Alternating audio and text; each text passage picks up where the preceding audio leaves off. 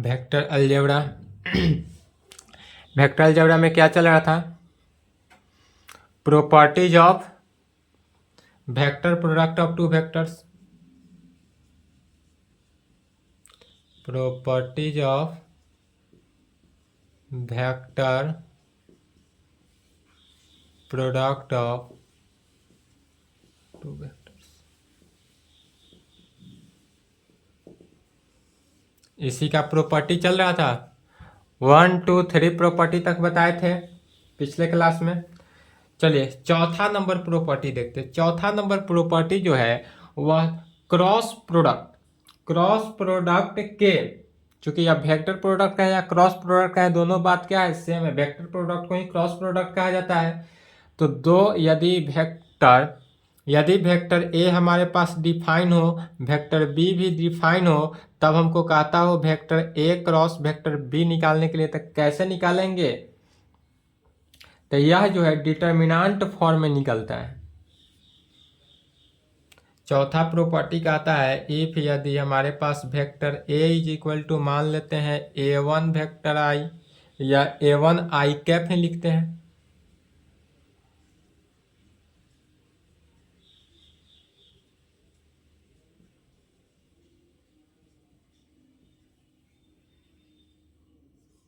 And vector B का value कितना? B1 I, B2 J, B3 K. If यदि vector A is equal to A1 I plus A2 J plus A3 K and vector B is equal to B1 I plus B2 J plus B3 K हो, then तब vector A cross vector B कैसे निकालेंगे?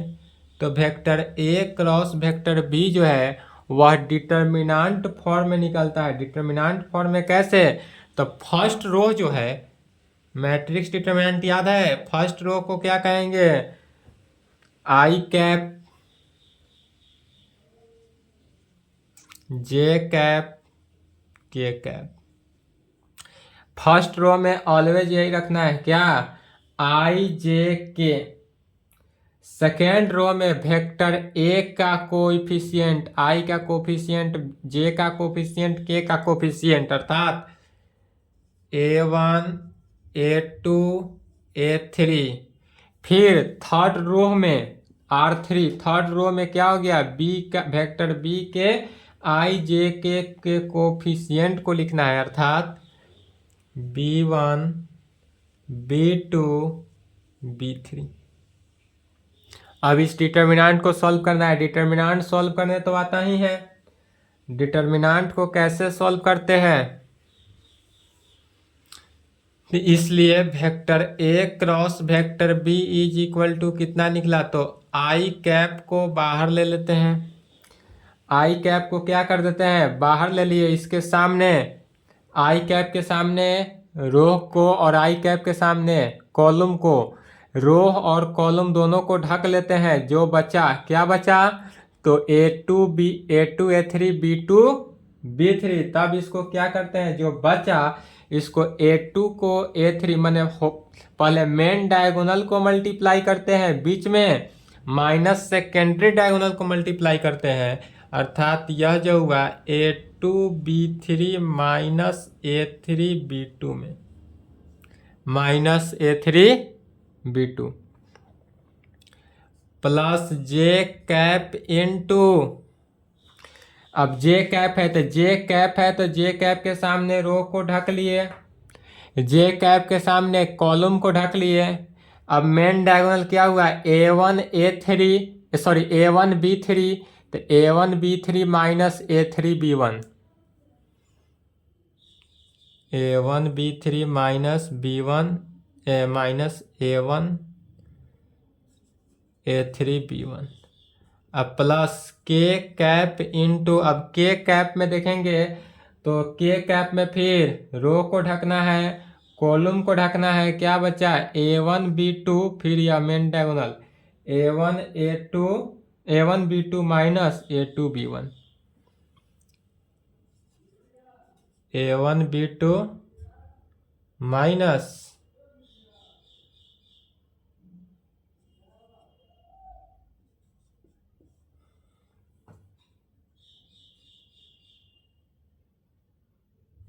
जे में minus होता है,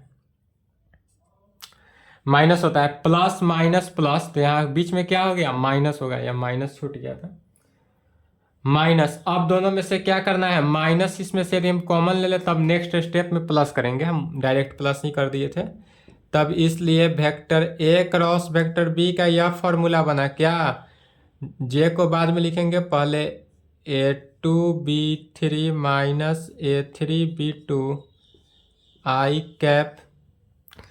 अब हम इसमें से क्या किए, माइनस यदि कॉमन ले लेंगे तो माइनस माइनस क्या बना, प्लस। अब माइनस कॉमन लिए तो यह वाला पहले आ गया, A3B1 minus A1B3 J cap plus A1B2 minus A2B1 के कैप। इस रिजल्ट को याद रखना है, vector A cross vector B निकालने का। तो vector A cross vector B कैसे निकलेगा, उसके लिए आप फॉर्मूला याद हो जाएगा। फॉर्मूला याद कुछ नहीं करना है, सिर्फ इतना हो तो इसको क्या करना है, डिटर्मिनेंट फॉर्म में ला देना और डिटर्मिनेंट को सॉल्व कर देना है। या डिटर्मिनेंट कैसे सॉल्व होगा, डिटर्मिनेंट के प्रॉपर्टी से भी आप सॉल्व कर सकते हैं। अब यहाँ पर डिटर्मिनेंट का प्रॉपर्टी नहीं बताए थे, नहीं बताएंगे, डिटर्मिनेंट का जो प्रॉपर्टी बताया गया था उस प्रॉपर्टी से भी सॉल्व करेंगे डिटर्मिनेंट। यदि डिटर्मिनेंट भूल गए तो डिटर्मिनेंट का लेक्चर देख लेंगे। अब इसमें आ जाता है, टॉपिक डालेंगे जियोमेट्रिकल मीनिंग क्या है।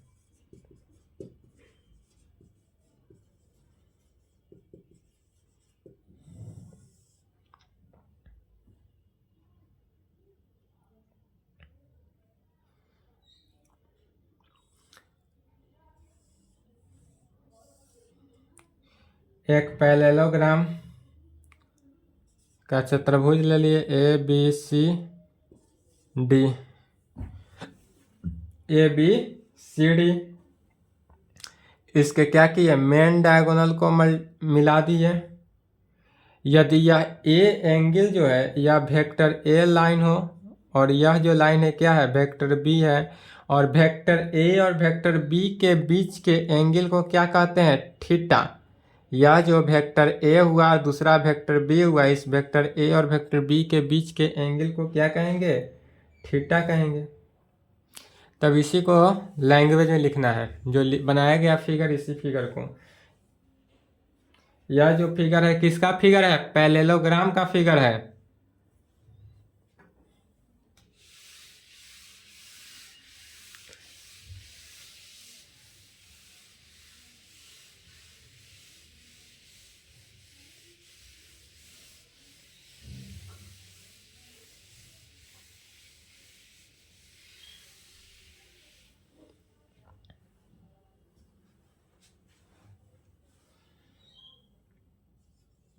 यहाँ पर मान लिए, लेट माना कि वेक्टर ए बी को क्या माना गया, वेक्टर ए। लेट माना कि vector A B is equal to vector A and vector A D is equal to vector B.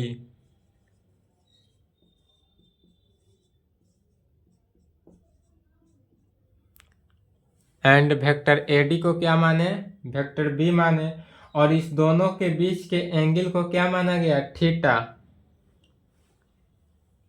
और यह दोनों क्या है, let vector A and vector B A D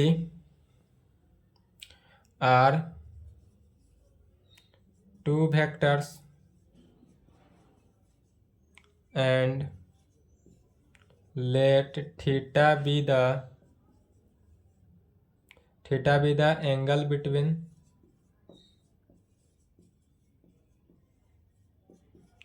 और इस थीटा क्या है, इस दोनों कोण के बीच का एंगल है, दोनों वेक्टर के बीच का एंगल है थीटा। वी ड्रॉ द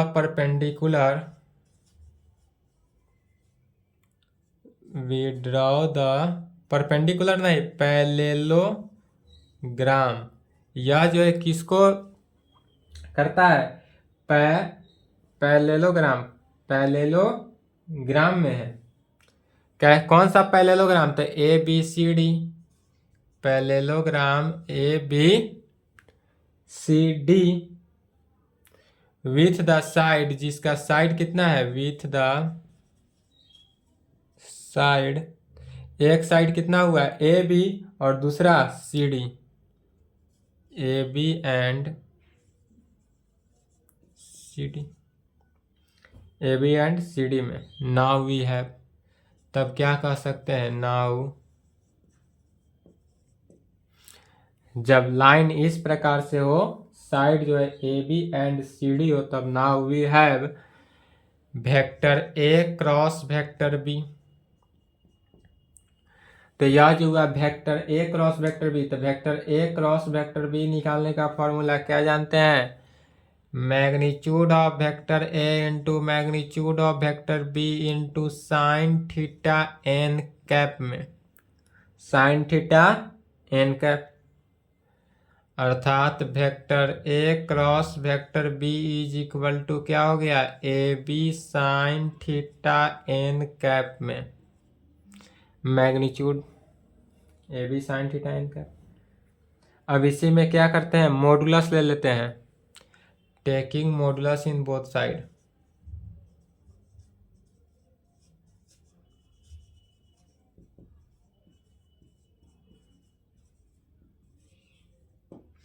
जब हम दोनों तरफ मॉडुलस लेते हैं तो किसका modulus, modulus of vector A cross vector B का, vector A cross vector B का मॉडुलस क्या हो गया, तो A B sine theta, A B sine theta जो है यह क्या हुआ, मॉडुलस से बाहर और एन कैप मॉडुलस में, तो ए बी साइन थीटा बाहर, मॉडुलस ऑफ किसका, एन कैप का।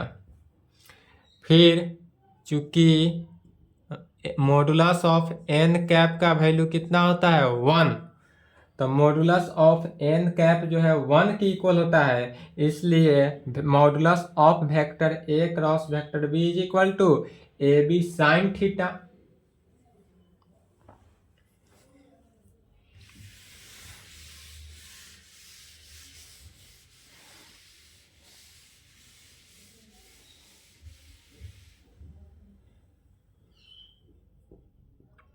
इसलिए modulus of vector A cross vector B is equal to A B sine theta. यह किस में आया, ए बी साइन थीटा में आ गया। अब फिर ए बी साइन थीटा में जो आया, यह ए बी साइन थीटा किसको दर्शाता है, तो 2 into area of triangle A B C D का, एरिया ऑफ ट्रायंगल नहीं, area of parallelogram A B C D का, 2 इंटू ए, ठीक है, area triangle 2 into A B D को, यह जो है ए बी डी को हुआ 2 से जब मल्टीप्लाई हो जाएगा तब पैरेललोग्राम हो गया, तो 2 into area of triangle A B D को, यह जो है area of triangle A B D को दर्शाया, और यह area of triangle A B D, इधर भी area of triangle B D C है, तो सब जब आपस में मल्टीप्लाई हुआ क्या हुआ, area of parallelogram A B C D, और यही इक्वल टू किसके हो गया, area of parallelogram A B C D. यह जो हुआ area of parallelogram A B C D के, तो जब area of parallelogram A B C D का है तो modulus of vector A cross vector B is equal to किसके, ए बी साइन थीटा के, modulus of A B vector A cross vector B जो होगा वह ए बी साइन थीटा के equal हो जाएगा।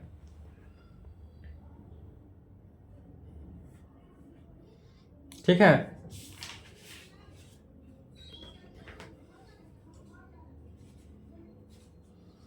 छठा नंबर प्रॉपर्टी लिखेंगे, डिस्ट्रीब्यूटिव लॉ।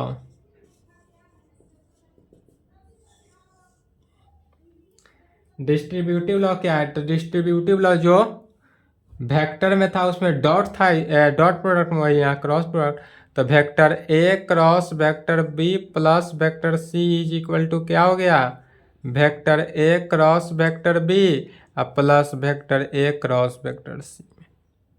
वहाँ डॉट था, यहाँ पर क्या हो जाएगा, क्रॉस प्रोडक्ट। इतना ही का अंतर है। चलिए यहाँ तक लिखेंगे।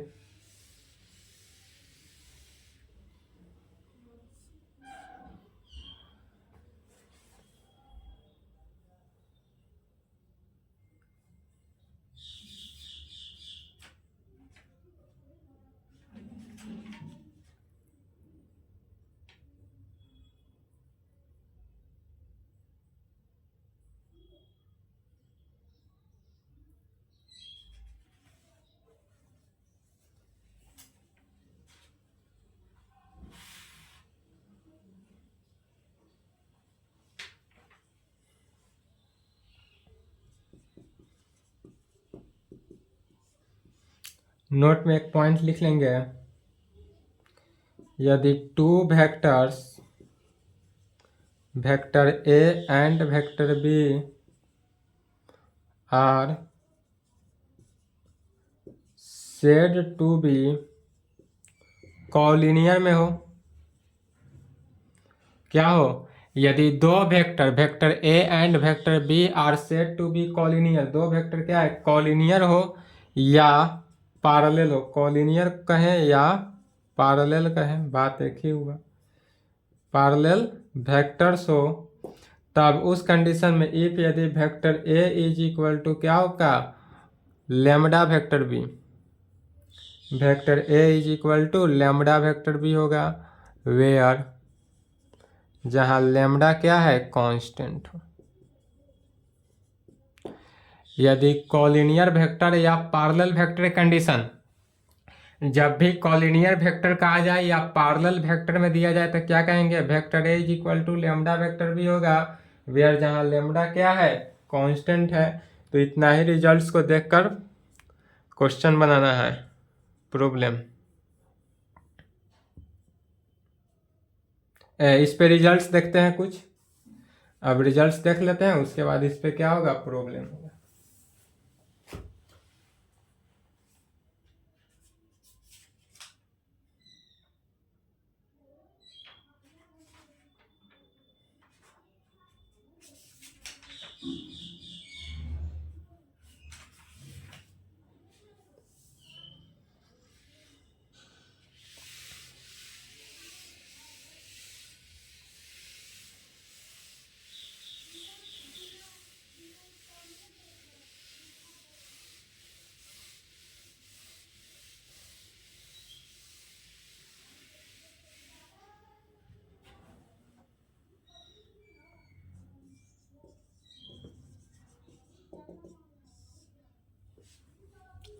रिजल्ट क्या निकला है, vector A cross vector B is equal to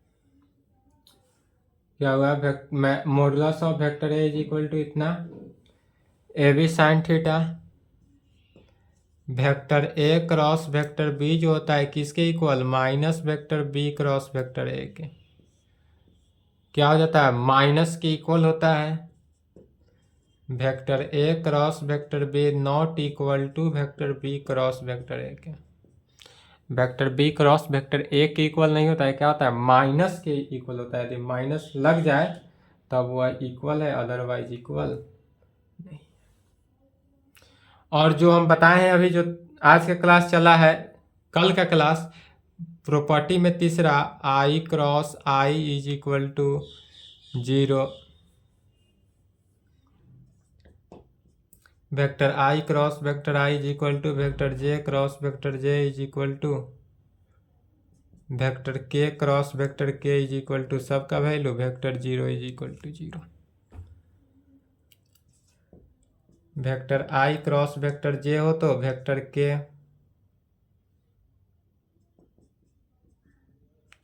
vector J cross vector के हो तो वेक्टर आई,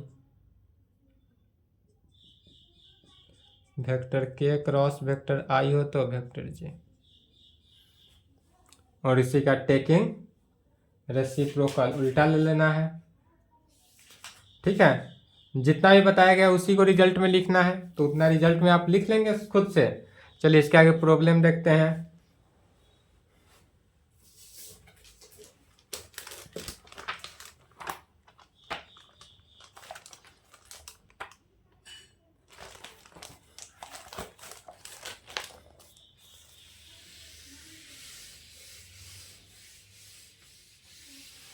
अभी और है रिजल्ट्स, जो पता है उसी को एक रिजल्ट्स में लिख रहे थे, सभी को लिख लेंगे, ठीक है।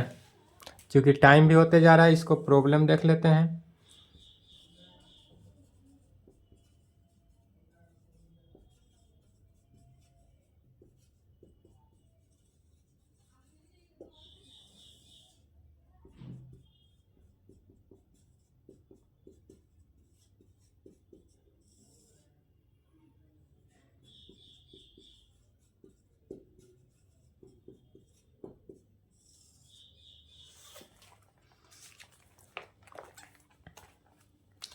एक्सरसाइज 10.1 पहला क्वेश्चन है।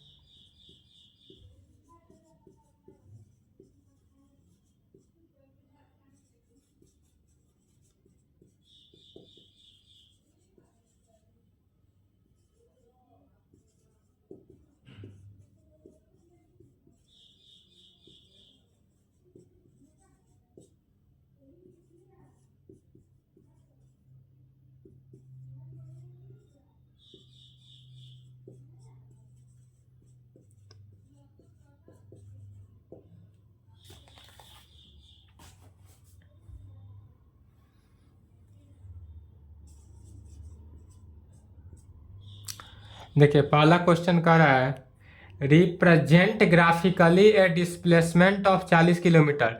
ग्राफ में हमको दर्शाना है जिसका डिस्प्लेसमेंट कितना है, 40 किलोमीटर, अर्थात दूरी जो है वह 40 किलोमीटर है। तो सॉल्यूशन गिवन दैट, इसमें क्या दिया हुआ है, डिस्टेंस दिया हुआ है, डिस्टेंस जो है वह 40 किलोमीटर, एंगल भी दिया हुआ है, थीटा एंगल जो है 30 डिग्री, डायरेक्शन दिया हुआ है ईस्ट ऑफ नॉर्थ। यह किधर जाता है, ईस्ट ऑफ नॉर्थ माने उत्तर की तरफ से, उत्तर से कहाँ आ रहा है, ईस्ट की तरफ, पूरब की तरफ। ईस्ट ऑफ नॉर्थ माने पूरब का उत्तर से। और इसका डायरेक्शन जो दिया हुआ है, डायरेक्शन वह कितना दिया हुआ है, 30 डिग्री ईस्ट ऑफ नॉर्थ। यह दो हमको दिया हुआ है, तो एक हम पहले फिगर बनाते हैं। इसमें क्या हुआ, नॉर्थ साउथ ईस्ट वेस्ट, या तो समझते हैं। अब इसमें बोल रहा है क्या, 40 किलोमीटर दूरी तय कर रहा है। कहाँ तय कर रहा है, तो डायरेक्शन हमारे पास गिवन है 30 degree east of north. North से पूरब की तरफ, ईस्ट की तरफ आ रहा है, तो यह नॉर्थ है, नॉर्थ है और यह ईस्ट है। तो नॉर्थ से कहाँ आ रहा है, ईस्ट की तरफ, अर्थात यह नॉर्थ से ईस्ट की तरफ आया। ईस्ट से नॉर्थ नहीं, नॉर्थ टू ईस्ट, तो यह एंगल बनाया। ईस्ट नॉर्थ ऑफ ईस्ट रहता तब यह एंगल बनाया। यह चूंकि बोल रहा है ईस्ट ऑफ नॉर्थ, यह ईस्ट से नॉर्थ की तरफ आ रहा है, इसलिए यह एंगल बनाता है। और यह एंगल जो है कितना, 30 डिग्री का एंगल बनाया। और यह क्या है, डिस्टेंस इसका कितना हो गया, 40 किलोमीटर। यही आंसर होगा।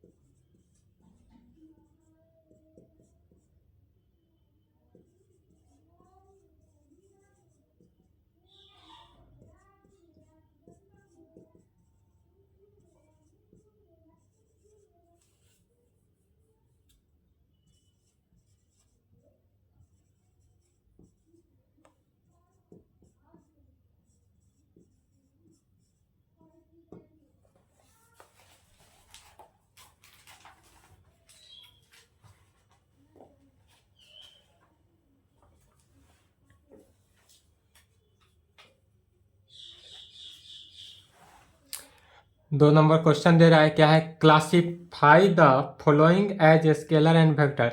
यह स्केलर है या वेक्टर है यही बताना है। तो वेक्टर के लिए क्या कंडीशन होता है कि जिसका मैग्नीट्यूड और फिक्स डायरेक्शन दिया हो वही वेक्टर है।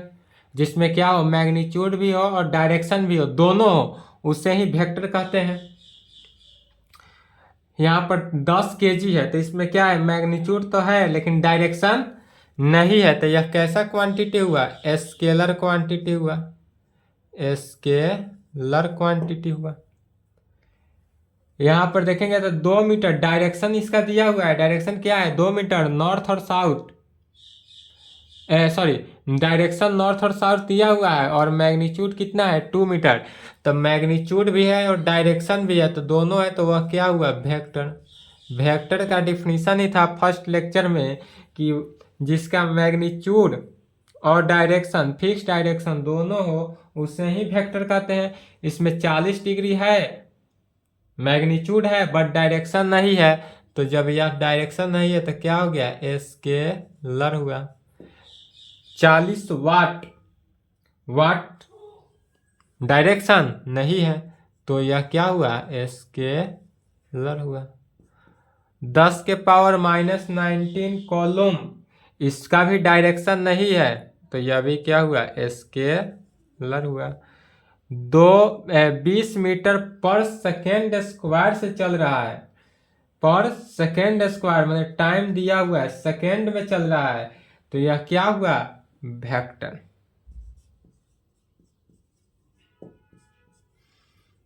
ठीक है, तीसरा नंबर लिखेंगे।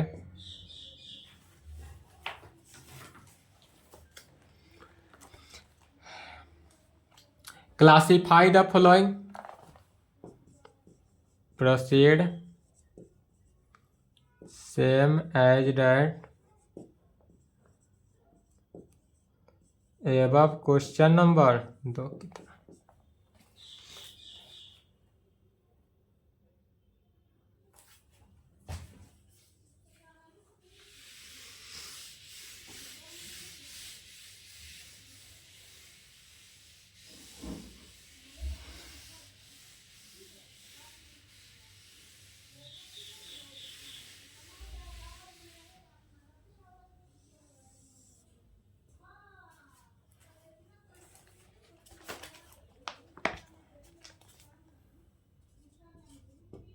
चलिए क्वेश्चन लिख लेंगे, क्वेश्चन बोर्ड पे नहीं लिखेंगे। क्वेश्चन बोल रहा है इन फिगर, फिगर हम बना रहे हैं।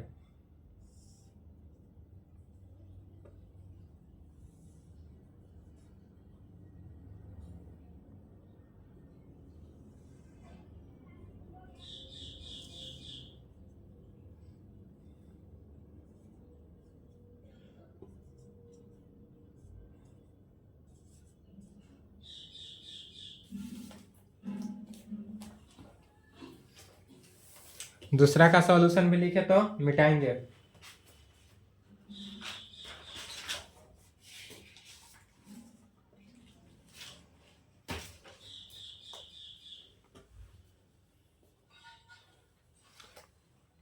चलिए पहला नंबर क्या कर रहा है, चौथा के कर रहा है in figure 10.6 A square quantities the following vectors. क्या है, या कोइनिशियल कौन सा है, इक्वल वेक्टर क्या है, और कोलिनियर है बट नॉट इक्वल। और वैसा वेक्टर की पहचान करनी है जो क्या है, कोलिनियर तो है लेकिन इक्वल नहीं है, कोलिनियर हो लेकिन इक्वल नहीं हो।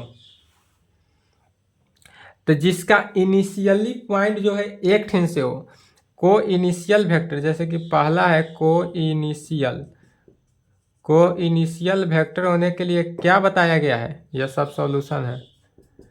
को इनिशियल वेक्टर के लिए क्या होना चाहिए कि जिसका इनिशियली पॉइंट एक ही हो, माने जहां से एक पॉइंट, जैसे वेक्टर ए को लेते हैं, वेक्टर ए का इनिशियल यहाँ है, इनिशियल पॉइंट यह है, फाइनल पॉइंट यह है।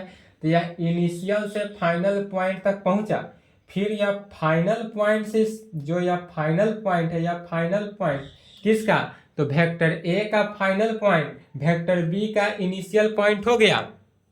तो जब वेक्टर ए का फाइनल पॉइंट वेक्टर बी का इनिशियल पॉइंट हो गया, इसलिए यह vector A and vector B जो होगा वह कैसा होगा, को इनिशियल वेक्टर होगा। कैसा होगा, को इनिशियल वेक्टर होगा। इक्वल वेक्टर किसे कहते हैं, इक्वल वेक्टर। तो इक्वल वेक्टर के लिए दोनों इक्वल होना चाहिए, अर्थात यहाँ पर देखेंगे कि इसका जिसका मैग्नीट्यूड और डायरेक्शन दोनों के दोनों सेम हो, तो वेक्टर बी का भी यहाँ पर initial vector to final vector upper to नीचे डाउन आ रहा है, वेक्टर डी का भी अपर टू डाउन आ रहा है, तो वेक्टर बी और वेक्टर डी क्या हो गया, इक्वल वेक्टर। यह हो गया vector B and vector D जो है वह क्या हुआ, इक्वल वेक्टर हुआ। और तीसरा में क्या कर रहा है कि जो कोइनिशियल हो लेकिन इक्वल ना हो, तो ऐसा कौन सा वेक्टर है जो कोइनिशियल हो लेकिन इक्वल ना हो, तो वेक्टर ए को देखते हैं, वेक्टर सी को देखते हैं।